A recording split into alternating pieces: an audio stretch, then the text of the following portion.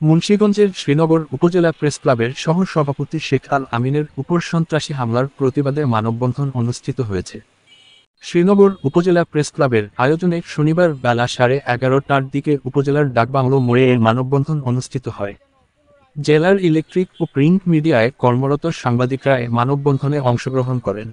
এ সময় উপস্থিত ছিলেন বিক্রমপুর টেলিভিশন জার্নালিস্ট অ্যাসোসিয়েশনের সভাপতি কাজী নজরুল ইসলাম বাবুল, সহ সভাপতি শেখ মোহাম্মদ রতন, শ্রীনগর উপজেলা প্রেস ক্লাবের সভাপতি আনোয়ার হোসেন, সাধারণ সম্পাদক মোফাজ্জল হোসেন, বিক্রমপুর টেলিভিশন জার্নালিস্ট অ্যাসোসিয়েশনের প্রচার ও দপ্তর সম্পাদক মেহেদী হাসান সুমন, মুন্সিগঞ্জ প্রেস ক্লাবের সাংগঠনিক সম্পাদক হাসান জুয়েল, সাবেক তথ্য ও প্রযুক্তি বিষয়ক সম্পাদক জুয়েল রানা, সিরাজদি খান প্রেস ক্লাবের সাংগঠনিক সম্পাদক আজাদ নাদভি, সাংবাদিক শহীদ শেখ পাকি, হাবিব হাসান, সাংবাদিক মোস্তাকিম আহমেদ আলিফ, মুন্সিগঞ্জ রিপোর্টার্স ইউনিটের আসাদুজ্জামান নবীন, শ্রীনগর উপজেলা প্রেস ক্লাবের যুগ্ম সাধারণ সম্পাদক শেখ আসলাম, সাংগঠনিক সম্পাদক জাকির লস্কর, কোষাধ্যক্ষ ফরহাদ হোসেন জনি, কার্যকরী সদস্য মান্নান সিদ্দিকী সহ বিভিন্ন প্রিন্ট ও ইলেকট্রনিক মিডিয়ার সংবাদকর্মীবৃন্দ।